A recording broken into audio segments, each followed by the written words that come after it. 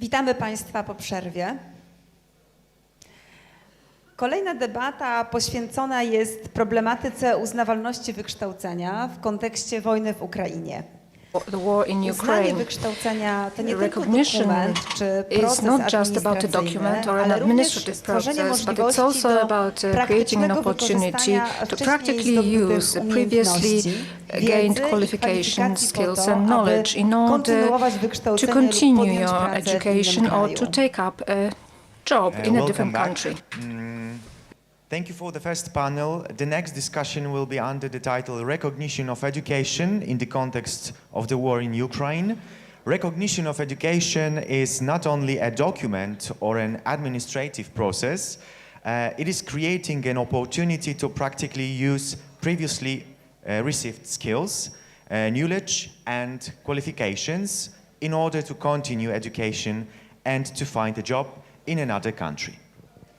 Dyskusje na temat doświadczeń i wyzwań The discussion związanych z about the uznawalnością experience wykształcenia regarding the poprowadzi recognition of pani education Hanna will be Ryczulska, chaired by która Hanna w Ryczulska Narodowej Agencji Wymiany Akademickiej from the kieruje National Biurem Agency Uznawalności.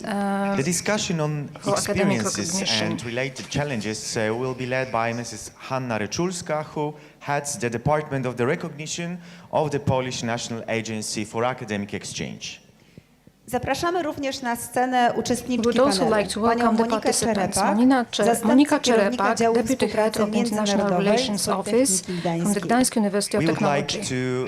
to kindly invite Mrs. Monika Czerepak, Deputy Head of the International Cooperation Department of the Gdansk University of Technology. Zapraszamy również Would like to panią welcome Joannę Nygę z Biura Nyga Uznawalności from the Wykształcenia Department for NAWA. Academic Mrs. Recognition Joanna at Nyga NAWA. from the Department of the Recognition of the Polish National Agency for Academic Exchange.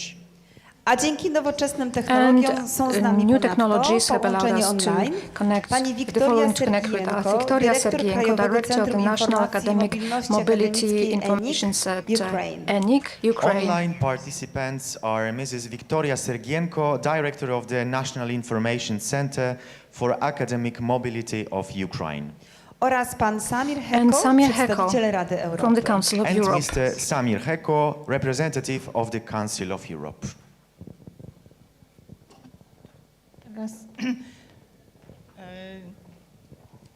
Dzień dobry Państwu. Hello everyone, welcome after the coffee break.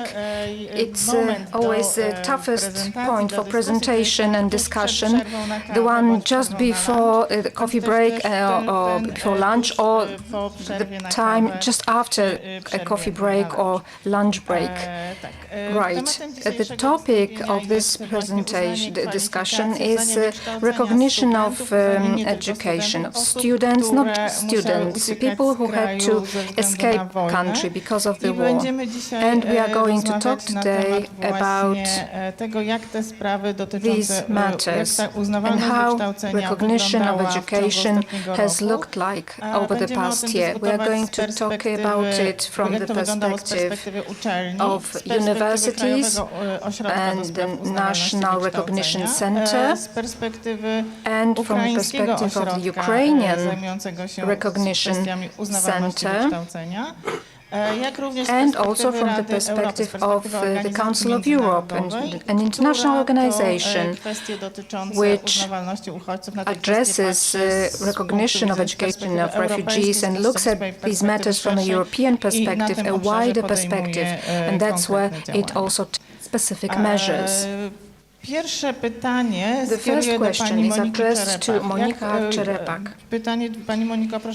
Please share your experience at the Gdansk University of Technology in terms of recognition and recruitment of Ukrainian students over the past year. What was the biggest challenge?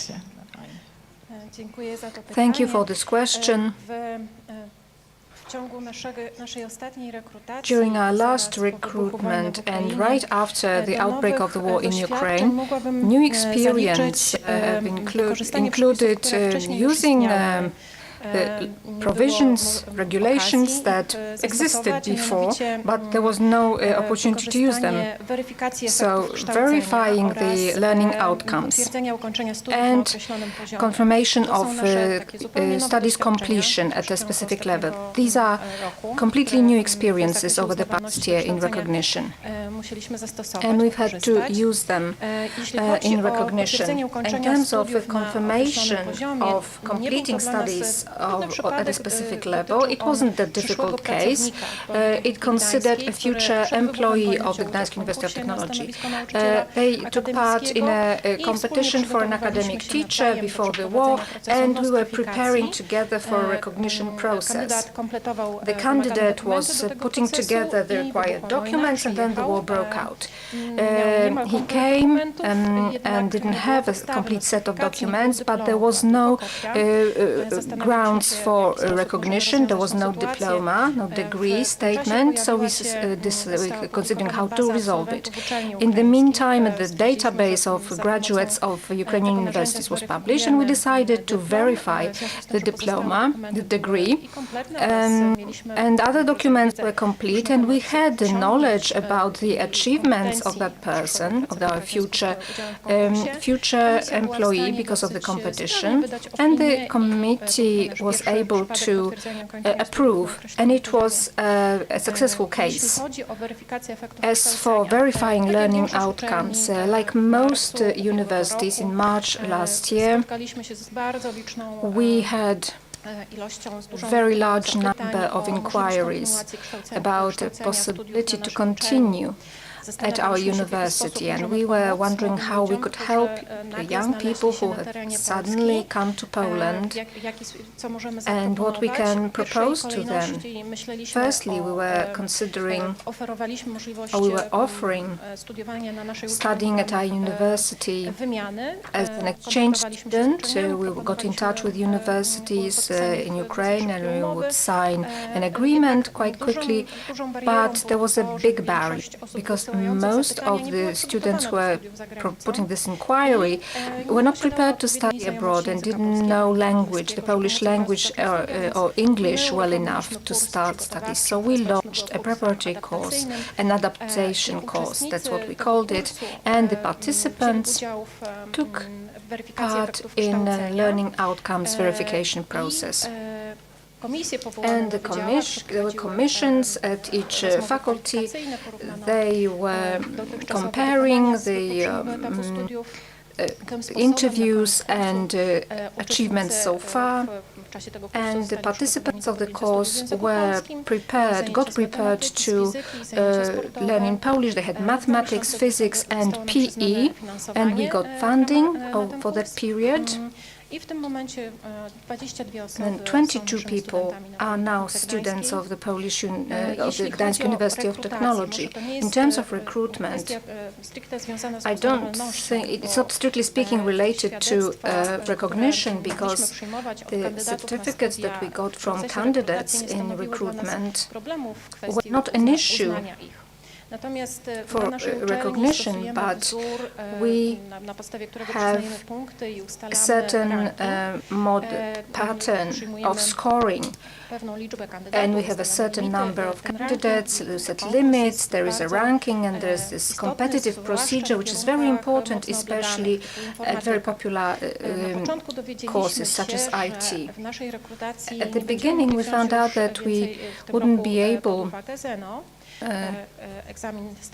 to take ZINO into account. The standardized Ukrainian exam was cancelled, and then we found out that it will be carried out in a different form, that it will be a multi-test, and then still later, we found out that it would be carried out after our recruitment process.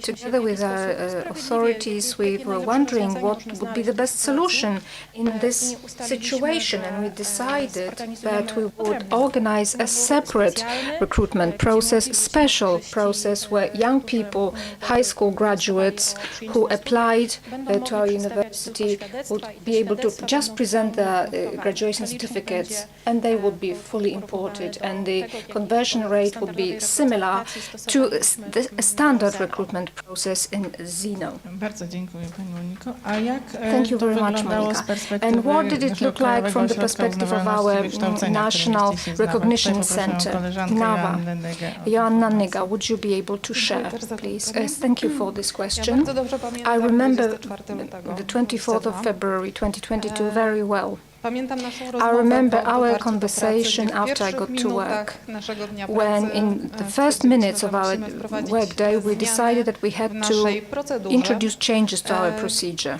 dotyczącej wydawania informacji o zagranicznych on dyplomach. providing information about Uprościć, foreign żeby w jak diplomas naj- in order to najprostszy simplify it sposób osoby, as much które as possible, docierają so do that nas, the people who z get to Ukrainy, us mogły uzyskać from informacje o Ukraine swoim can get wykształceniu. information about them Bardzo szybko na and naszej stronie education internetowej level. pojawiły się te Very quickly informacje our w języku website ukraińskim, started tak to żeby contain this w information bardzo in przystępny sposób Ukrainian, podać je so in naszym very sąsiadom accessible z Ukrainy. terms to our Ukrainian Postanowiliśmy też neighbors. mądrze pomagać, tak And jak we decided podkreślał pan to rektor, otwierając dzisiaj tę Help konferencję. wisely, like Mr. Rector said at the start of the Postanowiliśmy wesprzeć conference. polskie uczelnie, do których We kandydaci also na decided to studia z support Polish ukraińskimi universities who had candidates from pukają, Ukraine with docierają their w pierwszej kolejności. diplomas. Zostały And we zorganizowane organized przez nas webinaria webinars dotyczące on systemu edukacji Ukrainy, Ukrainian dokumentów education o system, wykształceniu the i education uznaniu documents możliwości and uznania w the Polsce. recognizability in Drugie Poland. webinarium dotyczyło uznawalności The next wykształcenia webinar was uchodźców, about którzy nie posiadają refugee kompletnej dokumentacji education swojego recognition who wykształcenia. didn't have a certificate or documents to prove their Udział w projektach education. międzynarodowych There was dotyczących participation in właśnie uznawalności international wykształcenia uchodźców. Przygotował nas, żeby webinars, wprowadzać, seminars on na recognizability and naszą recognition stronę i dla uczelni to informacje prepare us na ten temat. and to prepare the websites for universities about it. Wsparcie naszych kolegów z Support międzynarodowych, from our z innych colleagues ośrodków dotyczących from uznawalności other wykształcenia recognition również centers było dla nas was ważnym also aspektem important w to naszej us pracy. in our work. Największym wyzwaniem, The biggest poniekąd challenge, byłyśmy na to and przygotowane, we were była sort of ogromna prepared liczba for it, wniosków but there was a dotyczących huge number of uznawalności applications wykształcenia, zwłaszcza osób z for Ukrainy. recognition, especially from people Część from z tych Ukraine. osób nie Some of posiadała these people kompletu did not have a dokumentów, complete więc tutaj set of też musieliśmy documents. jak So najbardziej here jasno we i had to be precyzyjnie very udzielać clear informacji, and co w takiej precise sytuacji in giving te osoby information mogą about what zrobić, they żeby can do móc in this kontynuować situation in naukę, order to a potem continue pracę w studying and naszym then to take up work in our Bardzo country. dziękuję. Thank you very much. Kolejne The pytanie next skieruję do question pani is addressed to Wiktorii Victoria Sergienko. Sergienko. Czy się słyszymy? Can you hear us? Доброго дня.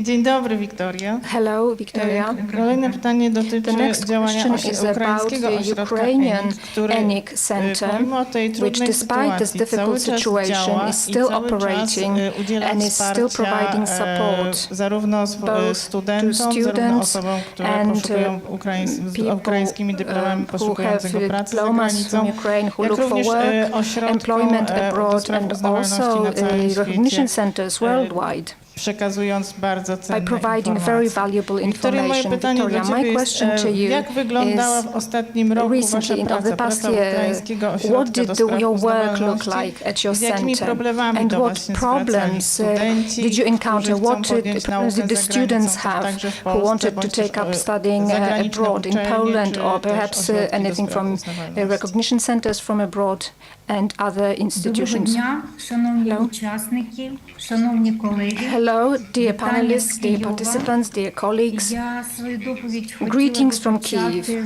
з My presentation will start with words of gratitude. особливо Польщі, чи внесок A в huge підтримку gratitude to України all the є countries, надзвичайним. especially Poland, Ми вдячні як for державним the інститутам, так і contribution to суспільствам supporting Ukraine. We are європейських grateful країн. to state institutions and also the European community of countries. It is priceless to us. This is how we can live and continue our work проти України. and our Немає в fight світі against таких the Russian слів, Federation. які б повною мірою There are no words which could висловили fully б нашу вдячність. express our Робота gratitude. центру в умовах війни. The work of our center in wartime, right from the start, for the full-scale Russian Federation's invasion against Ukraine, Це було і збереження життя і здоров'я наших right співробітників, from the start we were faced with major challenges for our center, that's the safety and health of our staff, preserving the documentation, securing documentation, and refusing services in the war. On the 25th of February, we organized backup of all the data to provide a backup on secure servers. This allowed our teams to open an additional office in Nopol, and on the 24th of March, our Kyiv branch resumed its work. At that point, Kyiv was still at risk from Russian troops.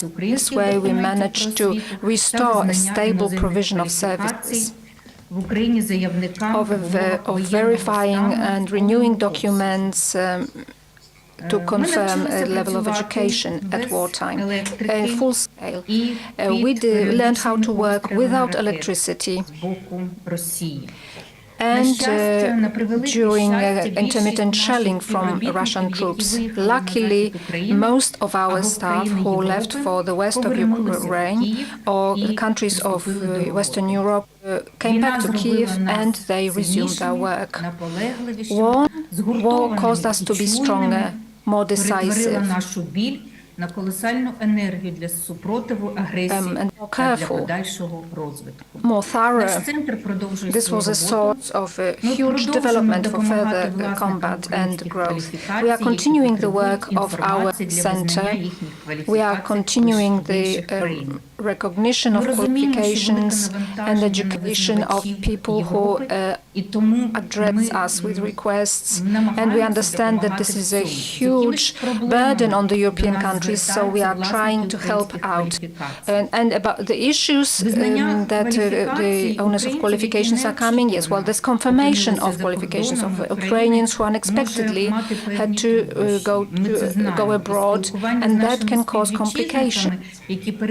We realize that. We know about it from conversations with our citizens who are abroad. These are matters which we have heard about, issues such as incomplete documentation or complete lack of documents to confirm or certify the level of education which would help in the procedure of recognition or a loss of destruction, damage of documents that confirm the level of qualifications, documents which confirm temporary level of education, those which confirm education at areas that are temporarily occupied, and those which are under active warfare. There's always also issue with certified translation or translation accredited at consulates. Підтримку можуть надати наш центр ENIC Ukraine. As for the support that our ENIC Ukraine Center can provide to the owners of documents, qualification. Our citizens very often don't know where to go to confirm their qualifications, and our center is authorized to provide information about Ukrainian education system to verify and recognize the documents. And there are have been cases of forging such documents, unfortunately. That would be about presenting documents about the status of a university. We provide all the required information, which is so important in order for qualifications to be recognized in other countries. The questions which I have listed, among questions or inquiries that I've listed, I will provide the following support. If someone has an incomplete documentation or they need documentation renewed, I can say that Ukraine has a standardized procedure for receiving duplicates, copies of documents. For this purpose, a person needs to apply to a university or a ministry. It requires time and effort, we understand, but the center proposes a number of certificates which contain information that you can get in every such situation. In order to check the authenticity, there's a universal tool for that. And is the help from the Ministry of Education in Ukraine, because that's when you check for the legislation or compliance with the Ukrainian legislation, compliance with or whether the document has been properly issued.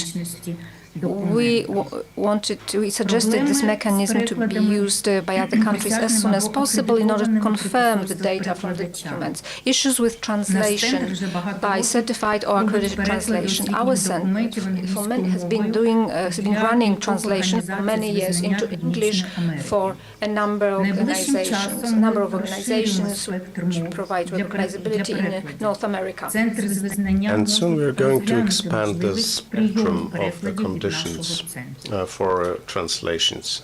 From now on, regional translations could be used by our center. The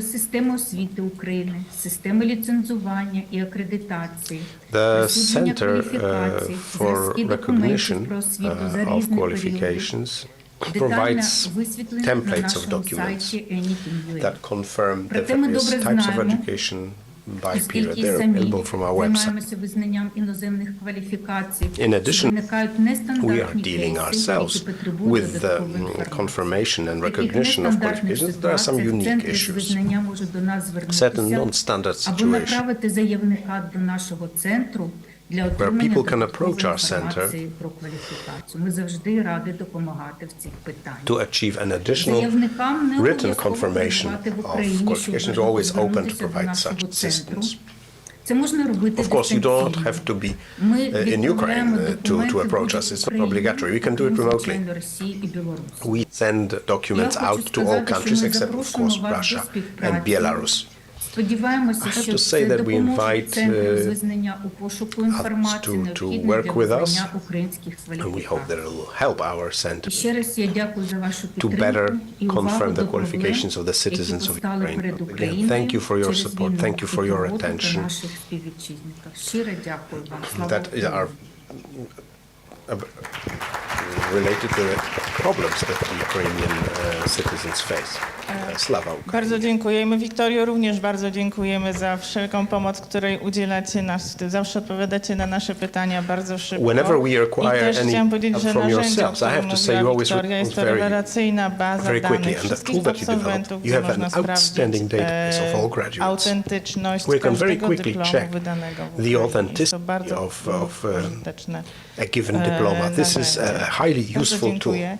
Thank you very much. And now, ladies and gentlemen, I will switch to English because our fourth speaker, he doesn't understand Polish, he doesn't speak Polish, and Samir, you're here. So, Samir, in all speakers that were before you mentioned that when the war started, when the crisis started, many applicants were applicants with missing documentations.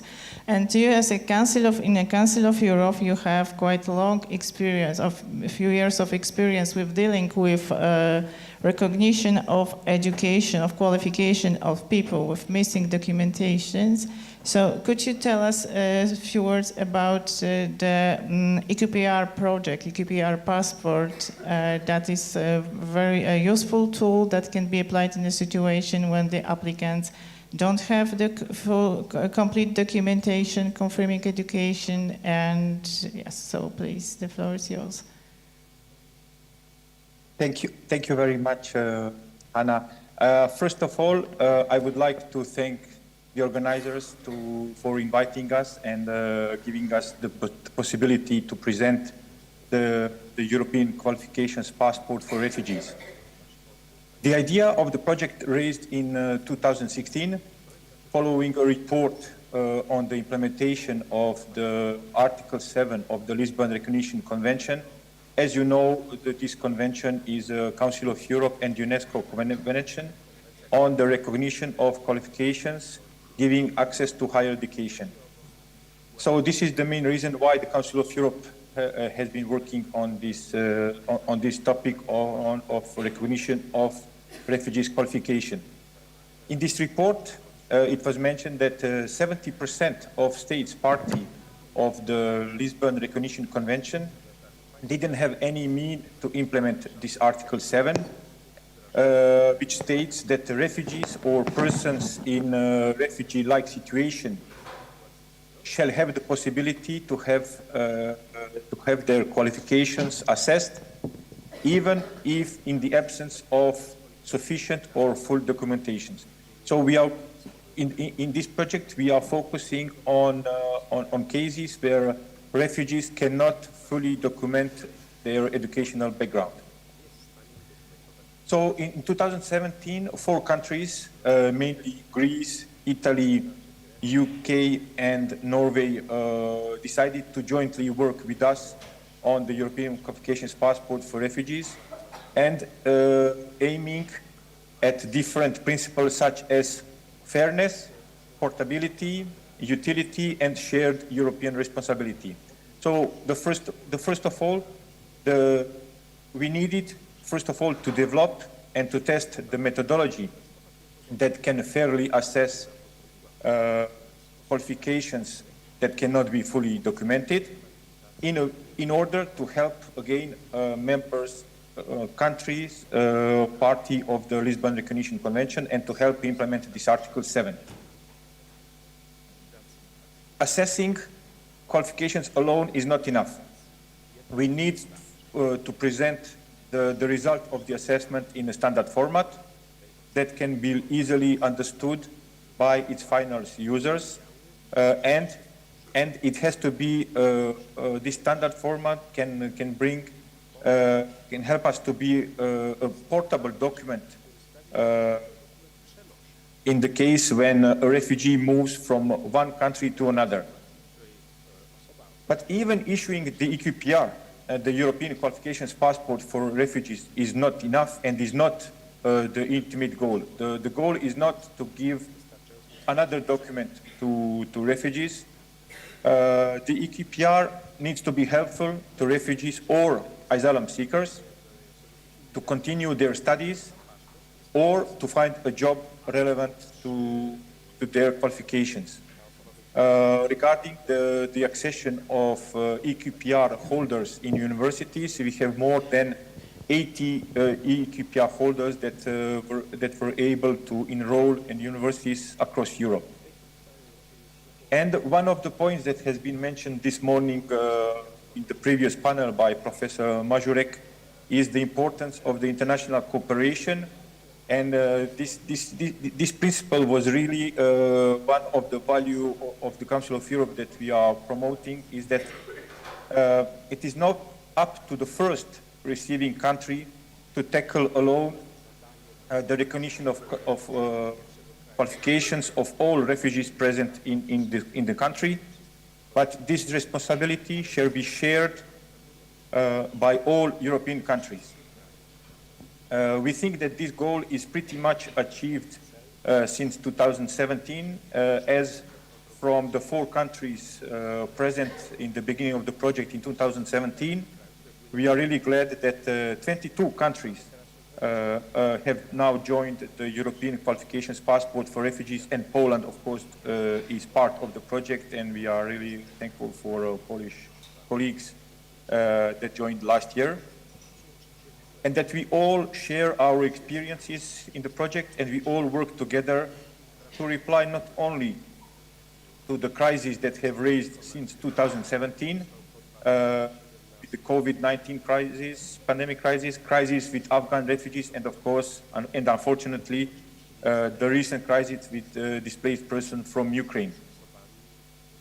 The aim set at the beginning was to be able to tackle the refugee crisis of Syrian refugees in 2017 in Greece, but it was also to prepare our countries to face a future crisis, because unfortunately we will probably be facing other refugees crises in the future.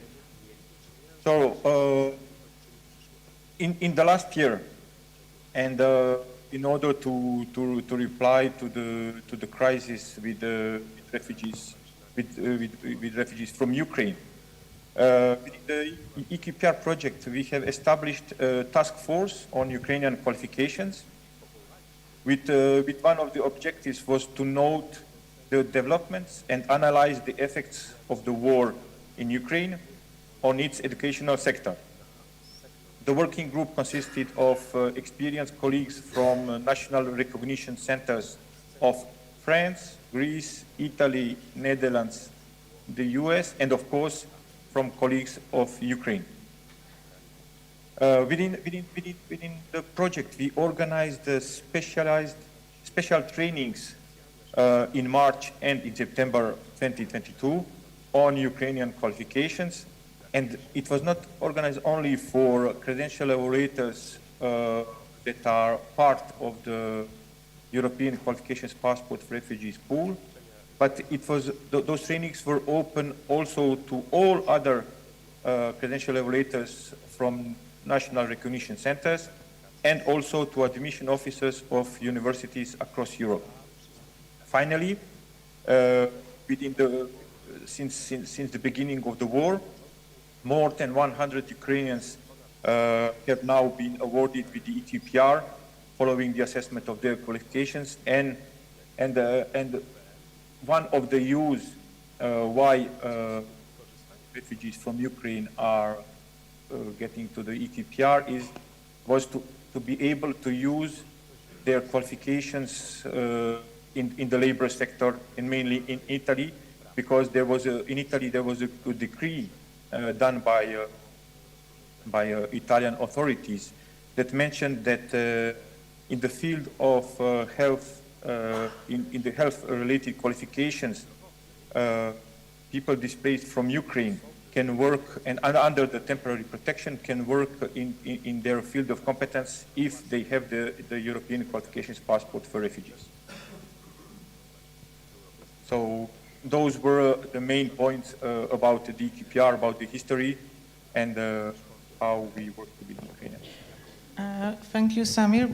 Poland has also joined this project last year, and we hope also to implement it into the national legislation so that it could be used also for the admission at higher education institutions. And second question is, and now I will start with you, Samir. Maybe you can say us something about the future plans concerning the EQPR passports? Yes, of course. So, as I said earlier, issuing the European Qualifications Passport for Refugees is not enough. It has to be used.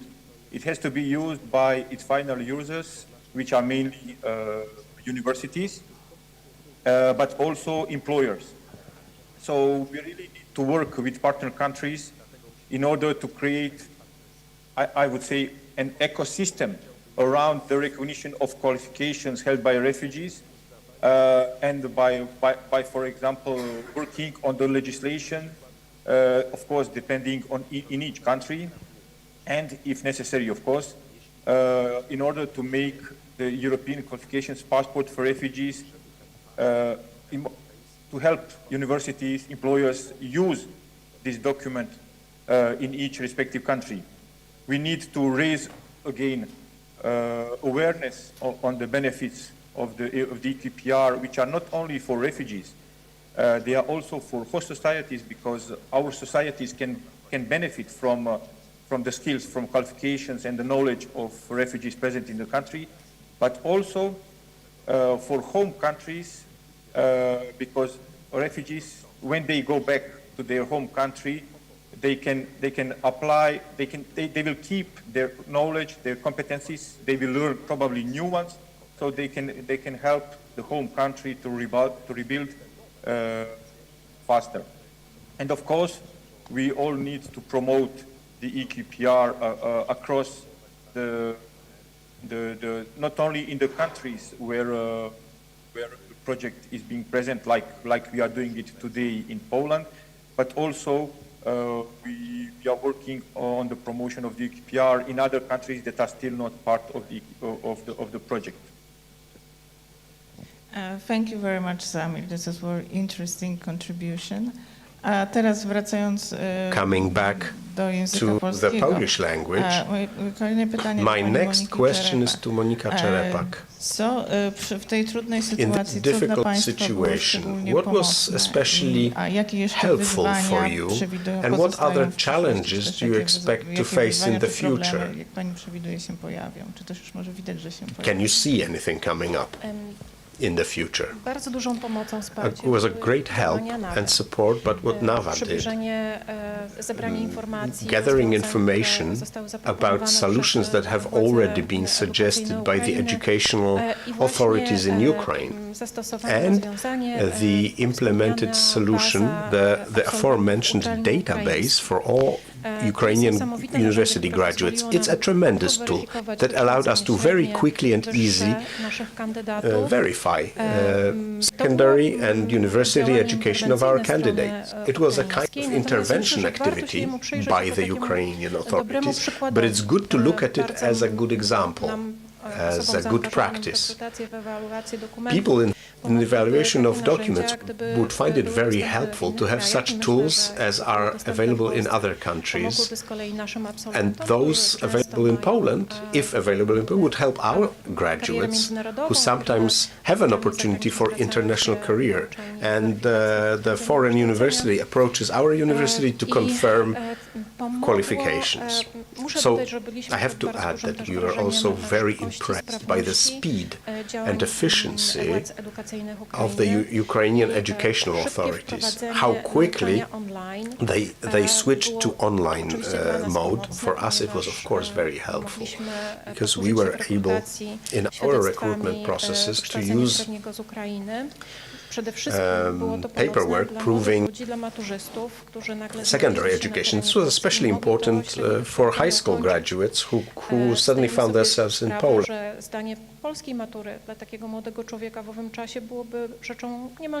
We realized that passing the Polish matriculation exam, high school exam, at that time would be impossible.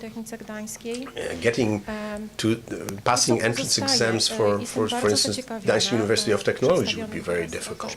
What I'm really interested is what follows from the EQPR for refugees, because this, let me just add that I'm talking here based on the knowledge from the recent meeting of our admission group, IROS Forum, which is an organization of colleagues, representatives of international affairs offices from various Polish universities. Still in our universities we have students from Ukraine who are still unable to provide the original copies of their graduation papers from high school or university. Sometimes they lost them, sometimes it's impossible to reach the university. For us it's not a very comfortable situation, because for formalities we need to keep a confirmed copy on file of the students. So we'll be all interested in finding a solution for this. Since we are talking about difficulties, maybe less related to acceptability, recognition, we're still waiting for the solutions to extend the legality of stay of Ukrainian students. We know that the legal stay is at the moment valid until the end of August. We expect that soon we will be told about new solutions, but I want to emphasize that this is very important for us as universities, but especially information for all the young people who are in Poland studying at our universities. Thank you very much. What's the situation from the point of view of the recognition center? What was helpful during that difficult time? And what are the challenges you see for the future?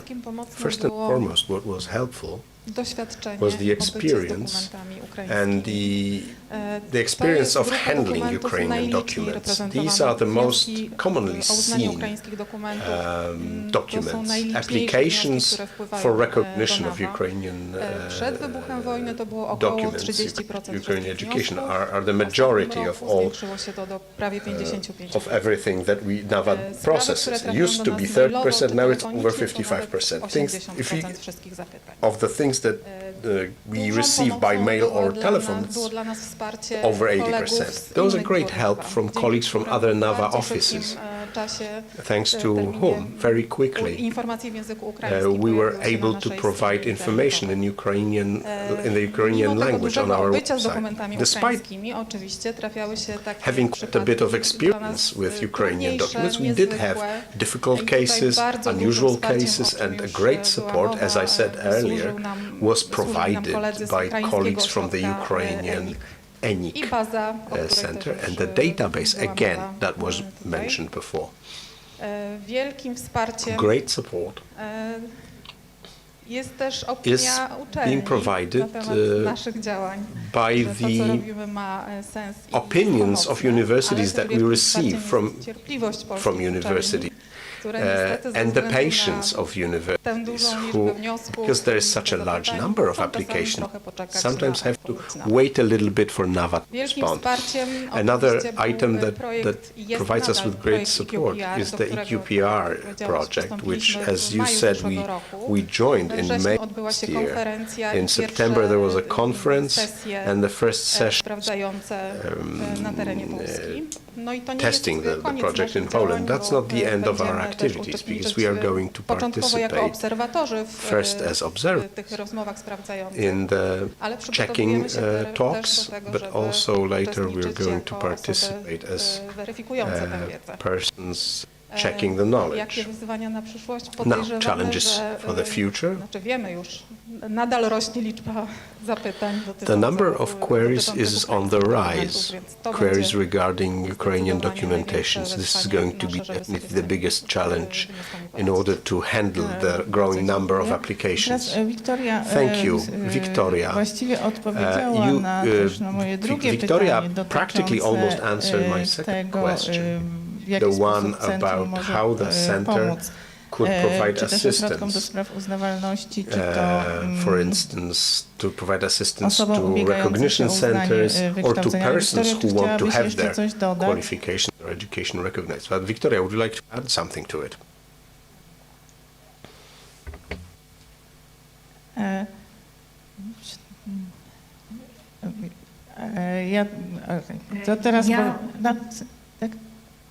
Я хочу сказати, що I wanted to say that you can always approach our center. We will always be providing support to you in order to make things simpler, in order to clarify what kind of documents these are, to clarify issues related to education. Always approach us. I hope we can be useful. Thank you. Bardzo dziękuję. Bardzo dziękuję. I tutaj to, co możemy powiedzieć, to, co było dla nas pomocne, we can say here was very helpful for us, especially from my point of view, was the international cooperation. As you have seen, there was tremendous cooperation with the Ukrainian Recognition Center, with the other centers as well, that operate in 50 countries of the world, from New Zealand to Canada, and also cooperation with the Council of Europe. Ponieważ o uznawalności wykształcenia w zasadzie qualification recognition wiemy wtedy, kiedy są z tym jakieś problemy. That we suddenly find out about it when there are problems. If it goes smoothly, we never hear about it and we never think about it. But our goal as NAWA is for Polish universities to go through recognition in the smoothest, simplest way. That's why we keep creating ever more straightforward tools. We realize that qualification recognition is not just documents, there's always a human being behind it. So I wanted to quote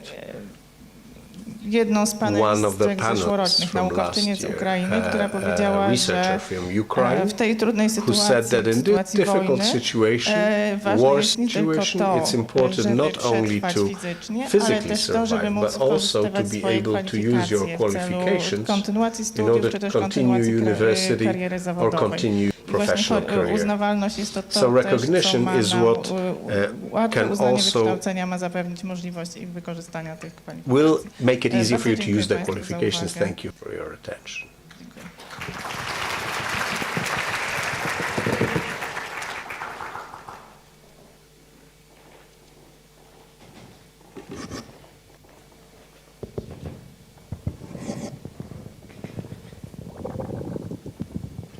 Thank you for this panel.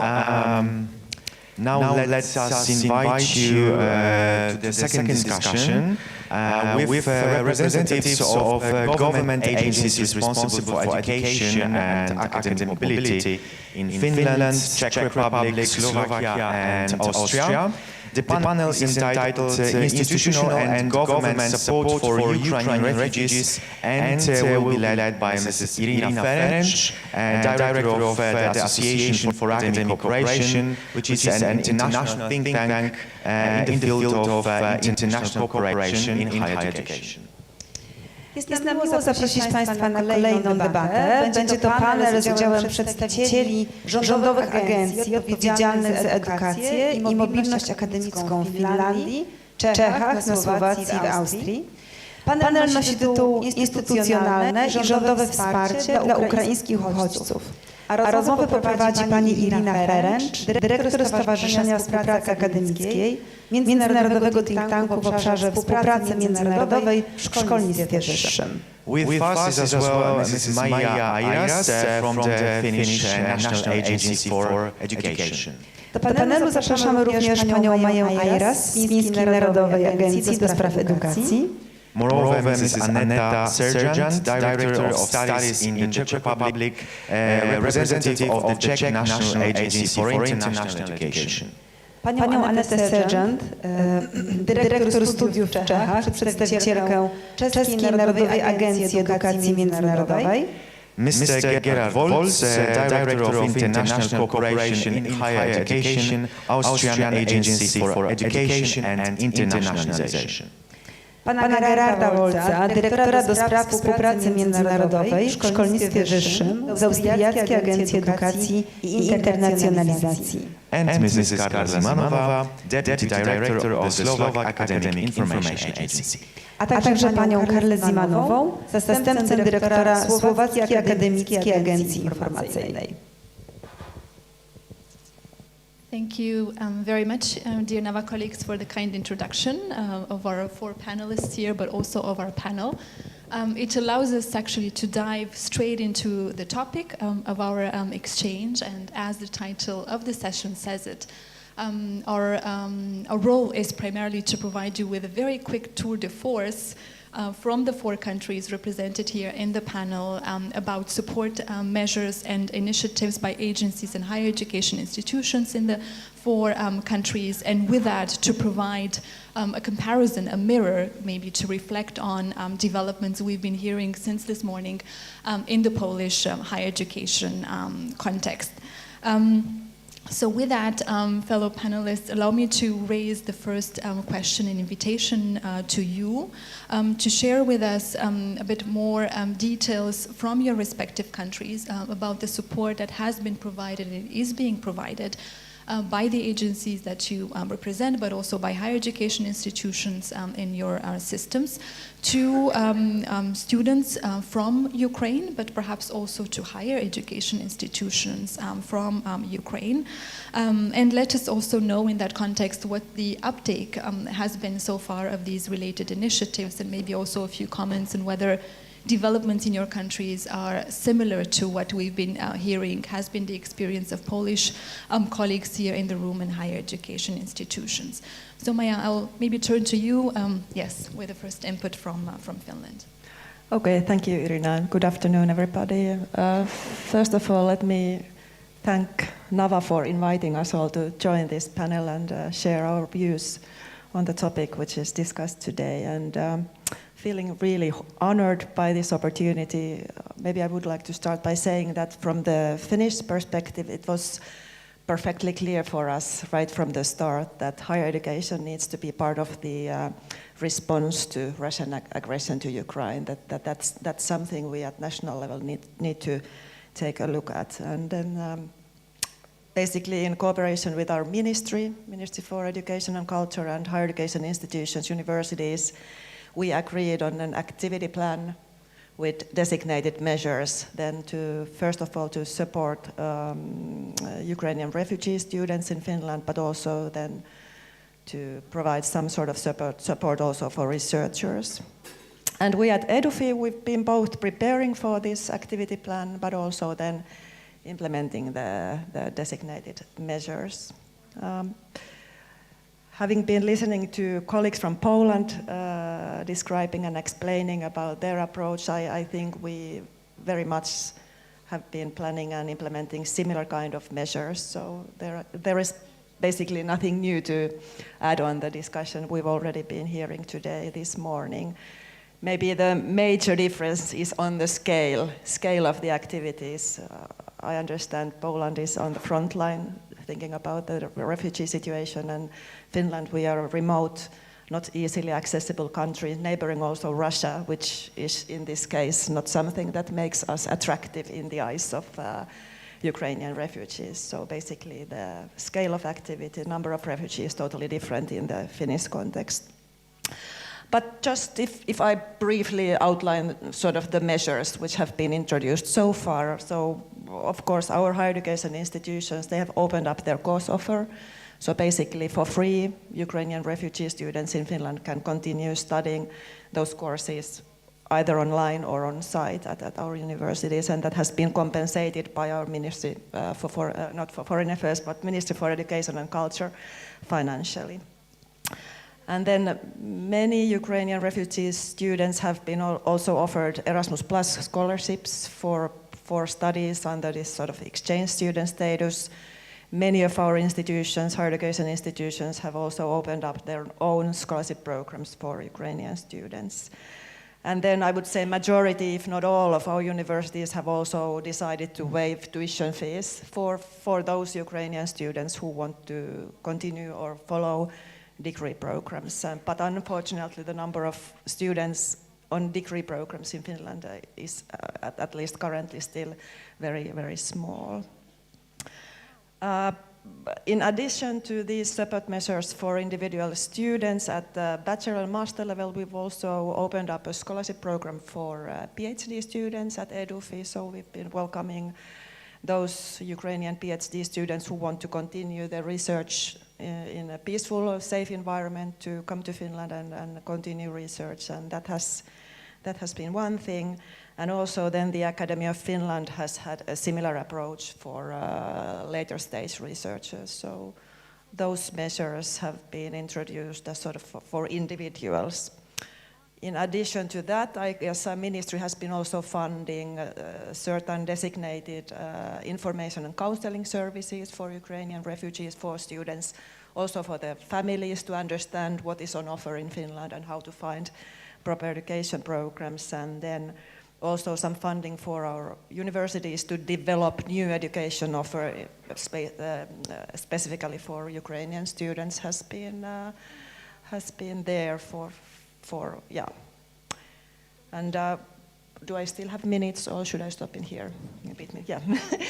Like now I was thinking what to say now. We are in April 23. It seems to me that both we at the national level as well as then colleagues working at higher education institutions and universities feel that even though this response we've been creating for the first year has been probably well serving the needs of those refugee students who ended up in Finland, it is now then of utmost importance to listen to the needs of our Ukrainian partner universities and counterparts in Ukraine to understand then what kind of support is needed in the longer run. So this sort of 1 year experience with these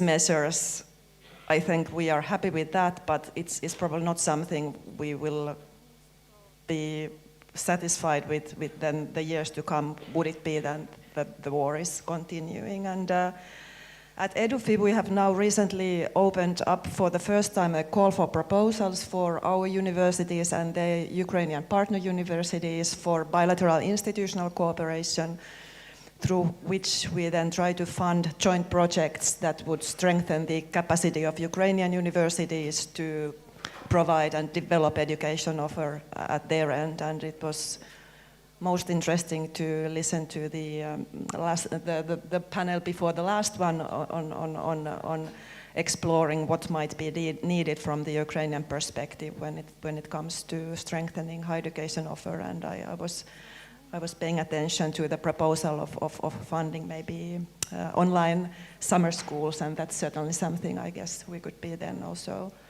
prepared to do in near future. But maybe these are the sort of the state of the art in our measures when it comes to supporting Thank you. Ukraine. Thank you for summarizing that so briefly and yet so comprehensively. And I think you've talked about some similarities when it comes to the response we've been hearing about also here in the Polish context, but you've pointed yourself the difference in the scale of response. It's of course correlated to the demand, and I think we'll also hear from colleagues in the panel that the demand also differs by country and by probably also geographical closeness and other factors.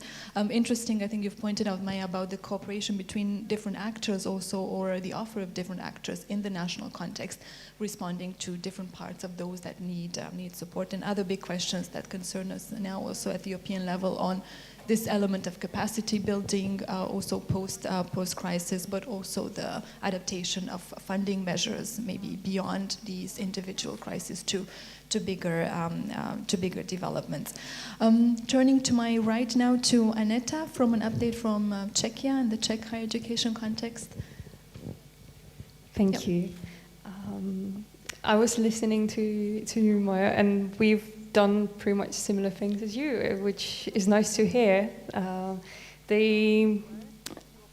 For us as well, the reaction was pretty much immediate. When the war started, the Ministry of Education, together with the Czech National Agency, reacted within days. I would even say hours, maybe. What happened on the national level is that we immediately adopted the new law, Lex Ukraine, under which it was much easier for Ukrainians or Ukrainian students who came to Czech to be able to apply for and become part of university, so become a student. They received visa for the purpose of tolerance if they did that. It was way easier to, for example, deal with the recognitions of their diploma, because in our case, which is also interesting, because this discussion was here before, in our case, if students were not able to present a diploma, it was possible to present the school with an affidavit with all the information possible about their school, about their previous education, so the process is smoother and easier for them. Also, under this law, the healthcare is paid for them. Some fees connected to the nostrification and recognition of studies and other processes are waived. So this is the first thing that was done. Then maybe on the level of communication and transferring information to the students, we've created a database, or like a hub, where we were trying to connect all the information. It was the website studien.cz/Ukraine, and we could tell by the numbers that this website was very used, because we were trying to collect all the information from universities. The universities were putting all this data directly to this website and updating them as well. First of all. Second of all, we put all the information needed about all the centers that the student might potentially need, whether it was about accommodation, visa processes, recognition of diplomas, everything. So it's in one place. We also focused on researchers by creating a website, researching.cz, which was directly connected to the Science for Ukraine, which was the European platform with all the possibilities, whether it was for work possibilities or any other research possibilities that might be needed to transfer. Part of it was also obviously the money that the Ministry of Education put towards the support of university students, which was around 6 million euros at the very beginning. We also did a call for proposals. I was actually checking before coming here that there's already several proposals even now, so this was something that worked well to strengthen the cooperation between universities and partners. Yeah. Do I still have time? Just a little bit, yeah. A little bit, okay. Yeah, maybe what I would say in the end is with this, we can actually see in 2022, we had 50% more students from Ukraine than the previous year. We're dealing with around 3,500 students from Ukraine, which is quite a high number. This year it's even higher. Highly interesting. Thank you for the updates as well. And I think, yeah, points we've heard also from Maya's intervention, but also previous ones, this important flexibility and adaptation in real time, the existing support and measures to provide the support that is needed there when it is needed the most. And I think at the same time, and other countries have done that through decentralization of information, because there's been quite a lot of support, I think, activated in different countries and also at European level, but also information overwhelmed probably to a certain extent on how to navigate all these initiatives. Gerhard, jumping straight to neighbor Austria, and inviting you for the same update on what's been done so far. Yeah, thank you. Thank you very much for the invitation to this really very inspiring conference, and I already took a lot of notes during the discussions in the morning. So maybe I should start at a point where I would say that many universities in Austria used to have a traditional relationship with Ukrainian universities. You know that we're all, except maybe Maya, belong to the same geostrategic or geopolitical region, and we also share some historical ties. But it's interesting to see that those ties are not only reaching to the western part of the Ukraine, but also to the eastern part. I came across a very interesting project just on the way to Gdansk by my colleagues. 4 points I would like to mention. What the OEAD as an agency for education and internationalization has been doing and is still doing. First thing, together with our Ministry of Science, which from the very beginning of this war against Ukraine was very, very much committed to support academics, university students, researchers. We did set up a scholarship with quite significant funding. You must know that funding in Austria is always an issue. I know it's not only in Austria the case, but it was really good and impressive to see how much funding went into this scholarship. And this scholarship program is still up and running. So far we have around 1,100 students and researchers supported. We now think about the future, but I will maybe talk about the future in a minute. Second thing is Erasmus Plus, of course. The universities were also using all the advantages and all the opportunities which were given by the European Commission to invite students to support universities through this program, and this is very nice. And the project I heard on the way to Gdansk was, for me, it was interesting because I knew about many ties to, let's say, the region of Ivano-Frankivsk or Lviv, but this project is a project which targets universities in Kherson, in Kharkiv, in Chernihiv, and this is very good to hear. Third point, we have been involved together with the ministry and with various stakeholders into a large scale information package. So we were running our own webinars, initiatives, counseling activities. So we also have those websites like oead.at/Ukraine or studyinaustria.at/Ukraine. But we were also liaising with the Austrian Students' Union, which was a very committed player from the very first day of the war. We were liaising with NGOs and government organizations in this sense. Euraccess, the researchers portal, of course. And fourth point, last but not least, the OEAD has 2 liaison regional offices in Ukraine. One for scientific collaboration in Lviv, and the second one for education cooperation in Odessa.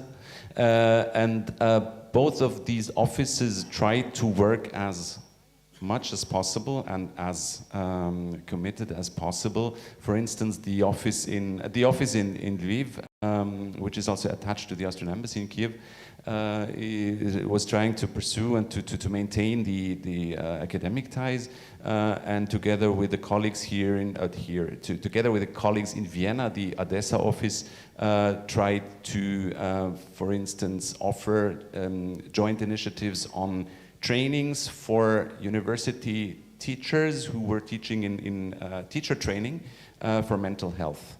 So experts joined forces to do that. How were the reactions of the universities? Universities joined in this huge solidarity from the very first day, starting by collecting a lot of things at the beginning, but then to set up their own programs.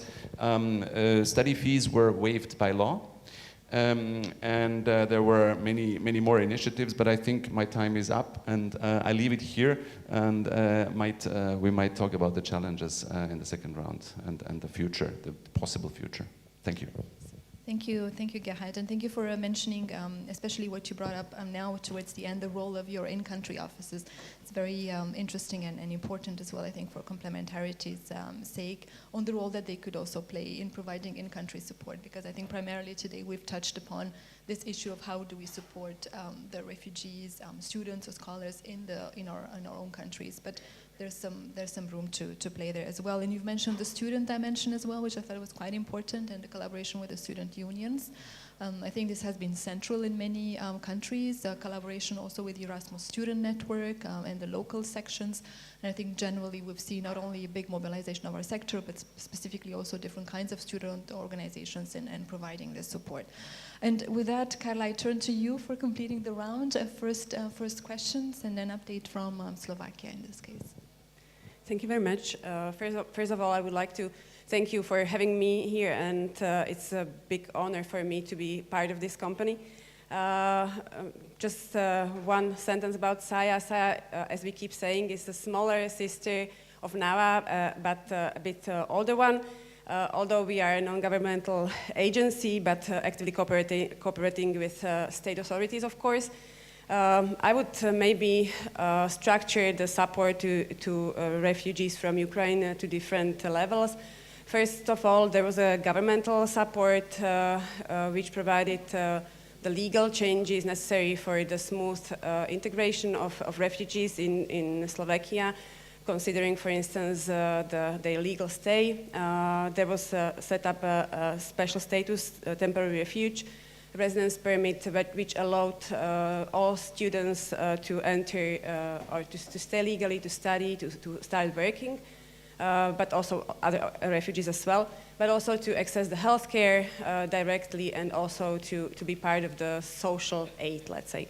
On top of that, specifically for higher education sector, there were also some amendments necessary to do, or some procedures needed to be somehow adapted. In particular, a special scheme needed to be established in order to be able to admit Ukrainian students in the currently running academic year. So universities took the opportunity to set up special academic mobility programs in order to really invite Ukrainian students coming in the current academic year to study. Then further on, also the tuition fees were waived for all students coming as refugees, and also in order to recognize their previous education. Students could be admitted to bachelor studies based on the affidavit mentioned here, and also taking some external tests of their capabilities. Further on, I mean, this was more or less let's say, the official governmental level or institutional level. However, as a SAIA, how we try to contribute to this whole situation, we, as like national stakeholder, we are trying to facilitate networking of the higher education institutions together with the ministries, trying to provide some help, having been experienced in international cooperation. We also provided some advice to individuals. We collected information, like it was mentioned before, that we tried to set up the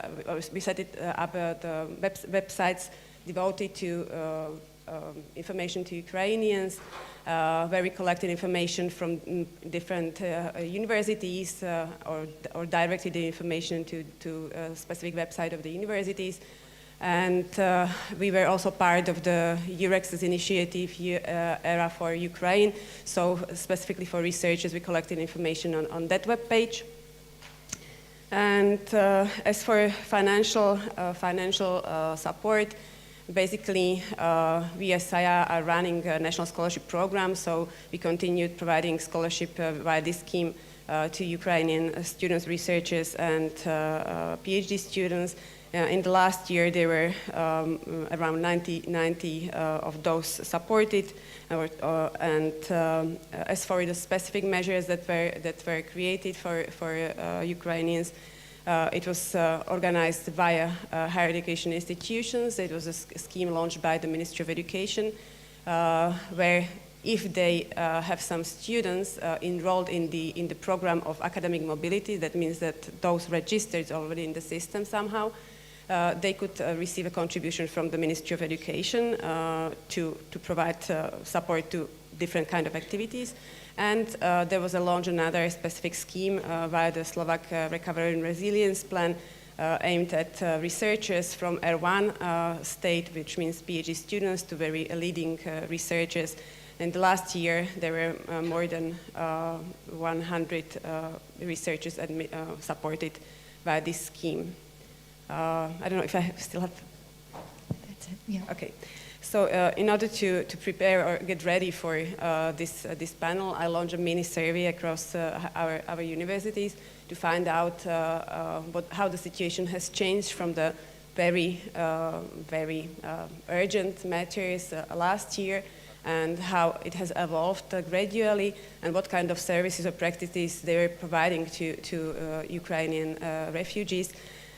It appears that definitely in the first year they provided accommodation to all sorts of refugees, not only students, PhD students, researchers, but also to their family members. And this appears to be the biggest non-traditional target group for them, but also to other refugees from Ukraine. Then, of course, they provided some catering and really the daily basis issues. However, gradually the support has changed to providing psychological support, how to study officially in Slovakia, and as it was mentioned before, also to providing language support.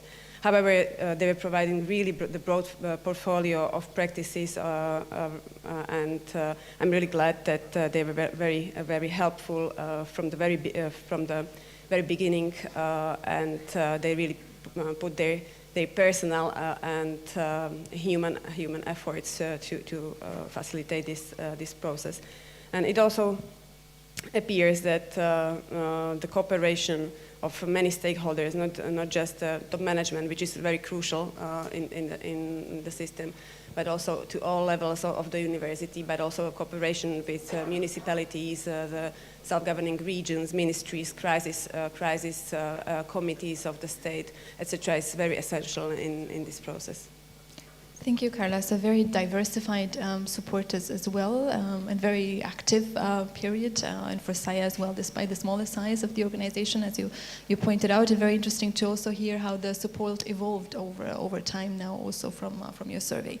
We're more than 1 year into the war, and in this experience of providing this support in the different countries that we've heard, more than 1 year is a very long time for a war. It's very short time for something that is quite central for program development, and that's impact assessment. So perhaps it is a bit too early to properly dive into this question of looking at impact. Nonetheless, I wanted to address you with a final question now very briefly on what have been the reactions to the different support measures that you have listed from your countries? We've heard in previous sessions also from Ukrainian students, refugee students here in Poland about their experiences. What have been the reactions you've been noticing to the initiatives in your countries, and what can you tell us about the effectiveness of this support, and also very briefly, what is the outlook? Aneta, to you first. Yeah, as you were saying, it is probably too late, but basically what we do, we keep in mind that the students that we have in Czech at the moment will be probably the ones who will be reconstructing Ukraine after the war is over.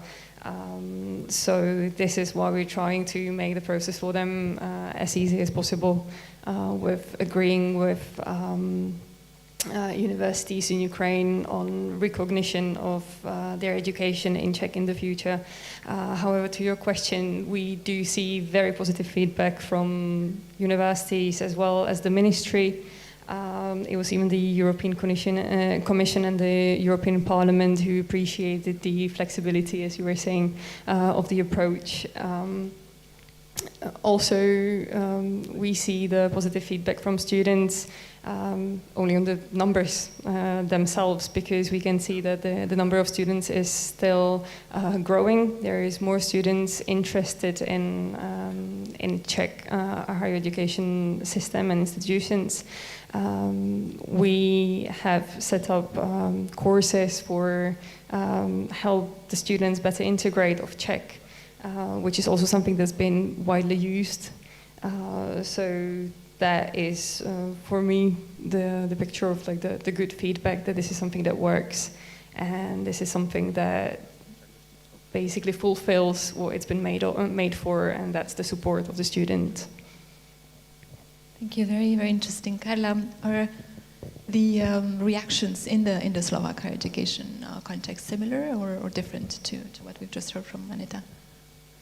Well, again, maybe I would see it from the perspective of individuals, that those students who have enrolled into the studies for the whole duration of the Slovakia are more or less, there is expectation that they'll continue their studies. So in the personal level, I mean, they will be somehow taken care of for the time being, because in having a look at the statistics, our admissions to universities in regards to students have raised by 1.8 times.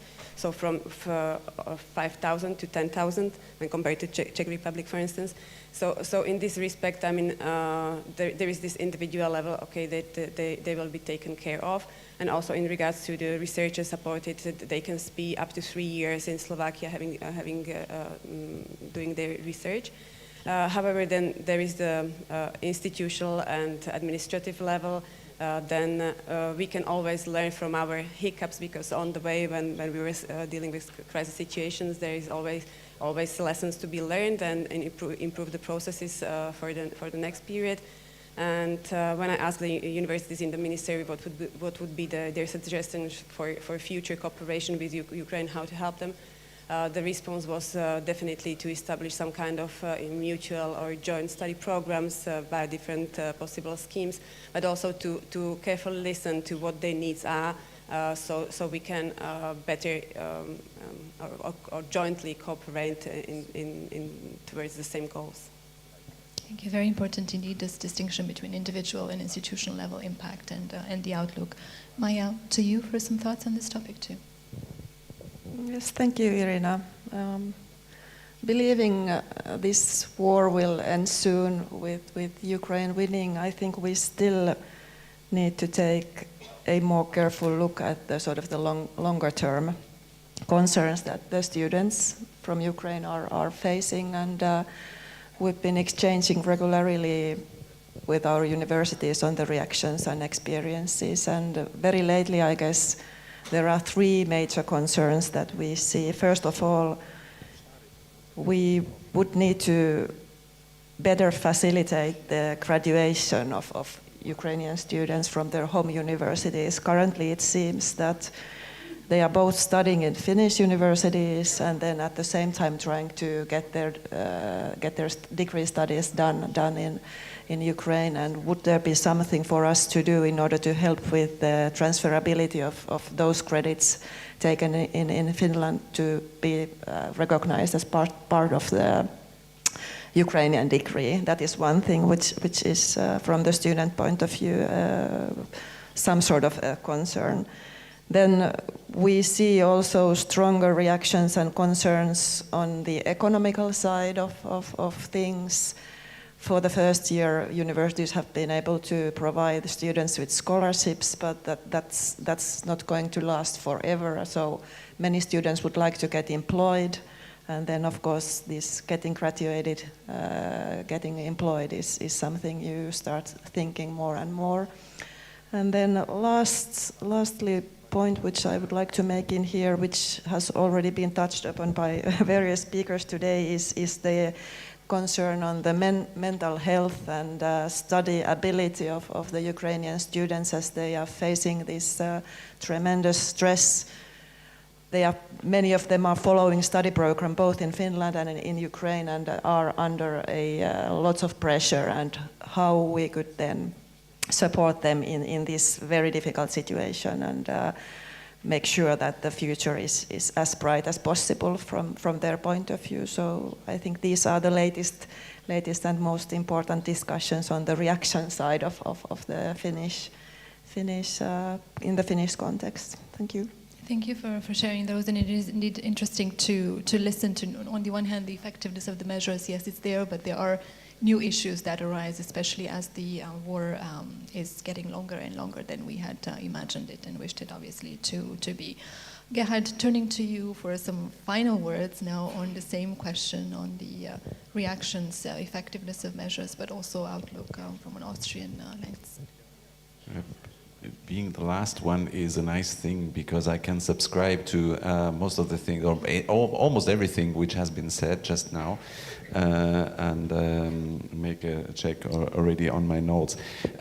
We face some challenges. Of course, we face some formal challenges. The reactions are overall very, very positive. It is very clear that the academic sector will stand with Ukraine and will stand with, assisting in establishing, re-establishing, collaborating with Ukrainian universities. But we see some, in Austria, we face a lot of bureaucracy, and then there's this language issue, and when we come to students, we have to be very honest, and Maya, you were touching upon that. Many students are doing, they have mental stress, many students are doing double studies at their own Ukrainian universities while they are displaced, and on the top they are there often without any other members of their family. So this is an issue and where we really have to be carefully look into it. I think we are in a phase where we don't know exactly where this will lead us, because some things are consolidating, some people are deciding to stay. Some people went home already or went back to Ukraine, and we really have to now to keep that notion of support, which is looking at the current political discussions in Europe, sometimes not so easy, because the longer the war takes, we also have to be clear on that, the more it will get a feeling of being there. I'm not talking about anything normal, yes, but it's gonna be a difficult thing, and we have to keep this strength in pointing that there is this urgent need of ongoing support. We have to see how we can assist universities in collaborating in the future. Again, look into, for instance, the project measures which are there. Erasmus is there.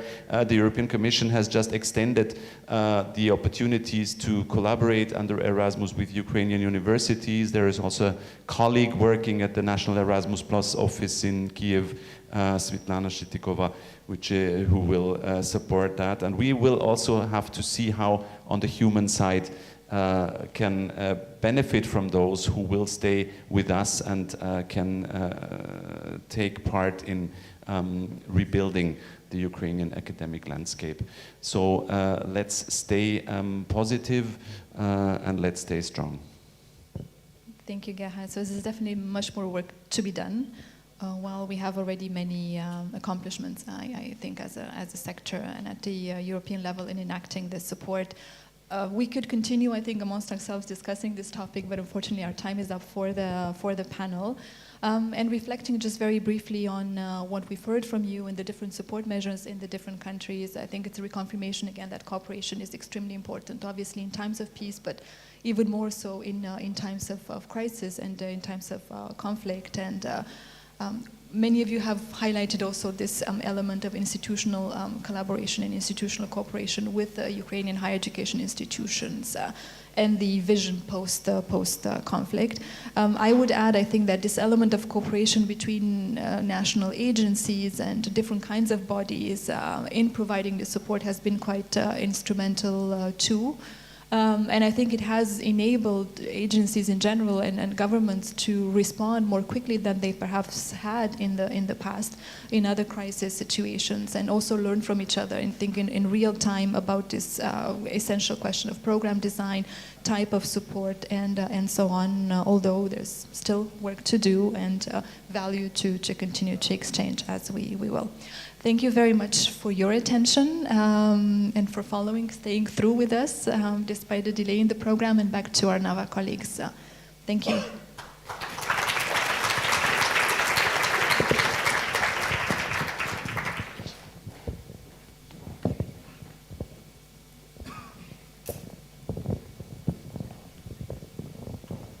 Thank you very much for the discussion. Please note that during the conference you can see an extraordinary exhibition in VR technology under the title Through the War, which shows the scale of war damage in Ukraine. And before the next break, I would like to ask for a short introduction to the mentioned exhibition by our special guests. One of them is Mr. Oleksiy Oleksiuk, who, as a soldier defending Ukraine's independence, deals with, among others, development and implementation for mass production of drones aimed at ensuring the safety of the Ukrainian army and civilians. And the second guest is Mr. Andriy Kozinchuk, a military psychologist of Ukrainian Armed Forces. Szanowni Państwo, w czasie konferencji mogą Państwo obejrzeć poruszającą wystawę zatytułowaną Through the War, która pokazuje skalę zniszczeń wojennych w Ukrainie. Więc zanim udadzą się Państwo na przerwę obiadową, chciałabym poprosić o krótkie wprowadzenie do tej wystawy naszych gości specjalnych. Pierwszym z nich jest pan Oleksiy Oleksiuk, który jako żołnierz broniący niepodległości Ukrainy zajmuje się m.in. opracowywaniem oraz wdrażaniem do masowej produkcji dronów mających na celu zapewnienie bezpieczeństwa ukraińskiego wojska i ludności cywilnej. Pan Oleksiy Oleksiuk jest także założycielem Fundacji Bezpieczny Kraj, platformy działającej na rzecz rehabilitacji oraz społecznej adaptacji ukraińskich żołnierzy poszkodowanych w czasie wojny. O wystawie opowie także pan Andriy Kozinchuk, psycholog Wojskowych Sił Ukrainy.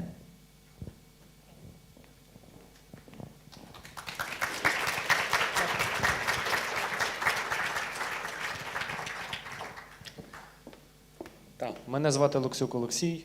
Наразі я мобілізований бієць 67-ї My name is Oleksiy Oleksiuk. I'm now mobilized by the armed forces. I am in charge of artillery. It's for 9 years that Russians have been attempting to kill us. Over those years, we've been looking for ways to survive and be efficient, how to remain ourselves and not to lose our identity and state. We would like to tell you a little about the initiative of our fund and what is our mission in Poland. This is the Through War exhibition. We created this exhibition to introduce the European society, the war crimes that take place on a daily basis in Ukraine. It is not some simple war for land, it's a war for survival, because the Russian Federation destroys everything that's Ukrainian, the language, culture, tradition, the nation. Our aim is to collect the resources, because war is a continuous spending of resources. We are looking at it as a war of good and evil. And we want to live in a Ukrainian society. We want to preserve all the values that are followed by the European society. We want to build a strong and democratic and free country.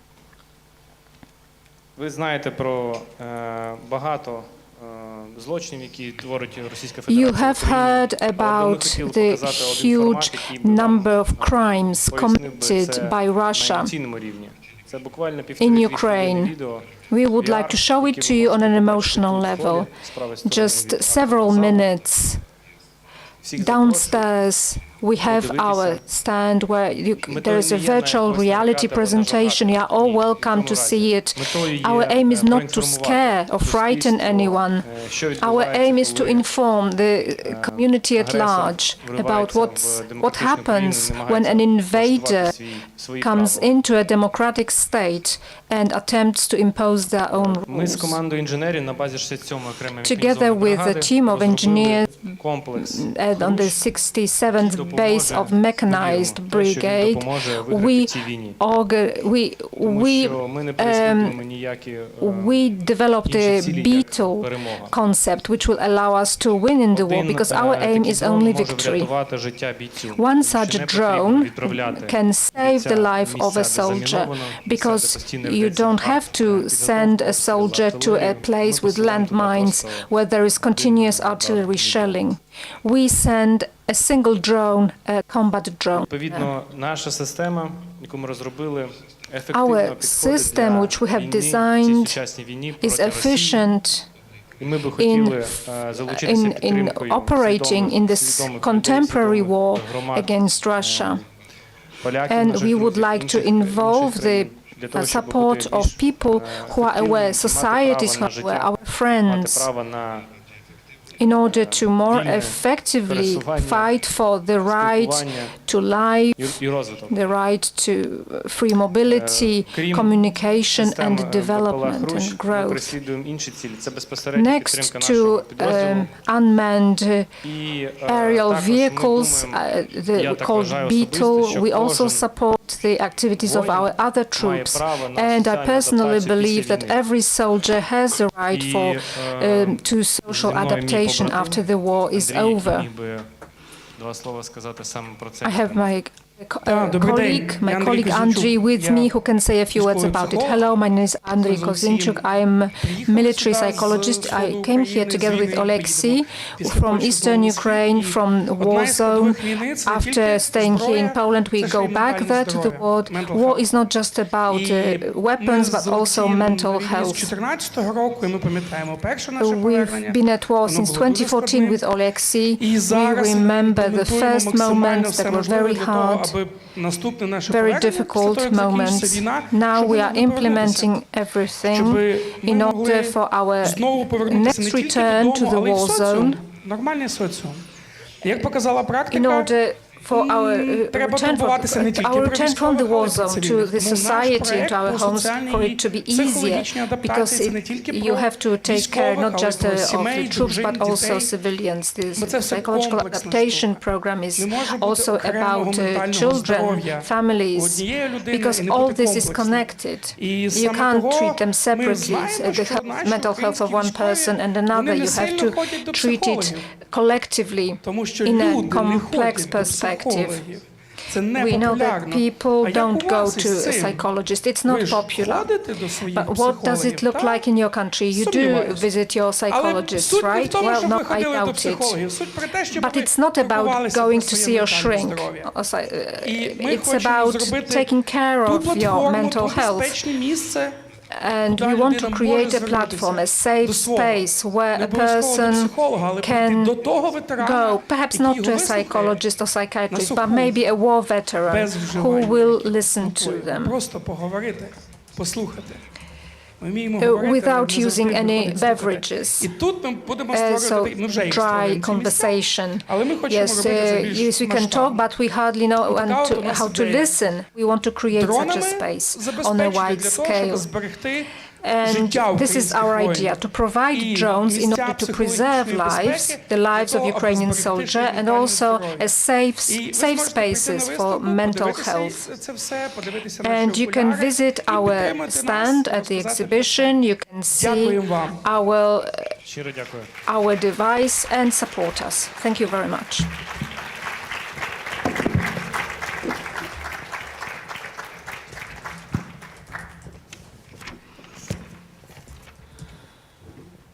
Thank you very much, and now we invite you for a lunch break. And after the break, at 3:45 p.m., we will start another conference panel under the title European Universities as an Example of Internationalization of Higher Education, Challenges and Areas of Cooperation. See you after the break.